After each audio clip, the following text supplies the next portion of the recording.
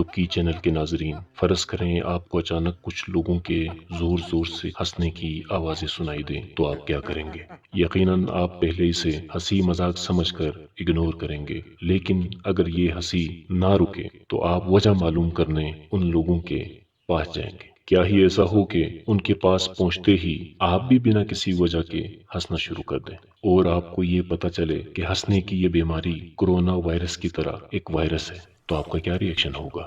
یقیناً آپ پریشانی کے عالم میں مبتلا ہوں گے، لیکن اپنی پریشانی ظاہر کرنے کا آپ کے پاس کوئی طریقہ بھی موجود نہیں ہوگا، کیونکہ آپ تو زور زور سے قہقہے لگا رہے ہوں گے، اور کون آپ کی بات پر یقین کرے گا کہ آپ اداس ہیں؟ ایسا ہی ایک واقعہ تنگانیکا، جو کہ آج کل تنزانیہ کے نام سے پہچانا جاتا ہے، اس کے ایک چھوٹے سے گاؤں کاشاشا کی وادی میں پیش آیا۔ 30 جنوری 1962 کا واقعہ ہے۔ ایک اسکول کی 3 لڑکیاں بغیر کسی ظاہری وجہ کے بے قابو ہو کر ہنسنے لگیں۔ انہیں نہیں معلوم تھا کہ ان کی یہ ہنسی ایک چین ری ایکشن شروع کر دے گی۔ یہ ہنسی پھیلنے والی ایک وائرس کی طرح تھی اور اس اسکول کے اندر تیزی سے پھیل رہی تھی۔ چند گھنٹوں کے اندر 159 میں سے تقریباً 95 طلباء متاثر ہوئے۔ یہ عجیب تھا، پہلے تو لوگوں نے سوچا کہ وہ ہنسی مذاق کر رہے ہیں، لیکن پھر ان کی ہنسی جب بے قابو ہو گئی تو لوگوں نے معاملے کی نزاکت کو سمجھنا شروع کر دیا۔ حالات اس قدر بے قابو ہو گئے کہ اسکول کو عارضی طور پر بند کرنا پڑا، لیکن حیرت کی بات تو یہ ہے کہ 3 مہینے کے وقفے کے بعد طلباء جب واپس اسکول آئے تو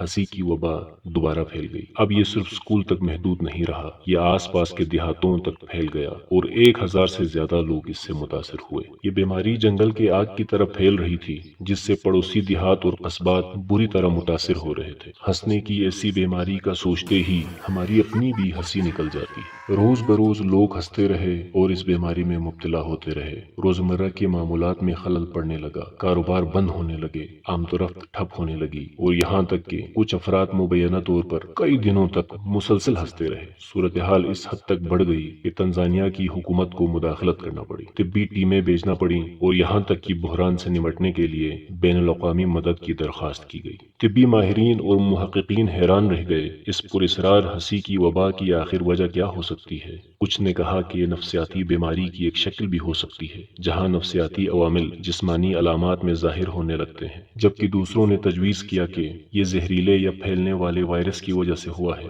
تاہم متعدد تحقیقات کے باوجود کبھی بھی کوئی حتمی وضاحت سامنے نہیں آ سکی۔ بالآخر ناظرین کرام، حیران کن بات تو یہ ہے کہ کورونا وائرس کی طرح یہ وبا بھی تقریباً 18 ماہ کے بعد اپنے طور پر خود بخود تھم گئی، لیکن اس کی اصل وجہ ایک معمہ بنی ہوئی ہے۔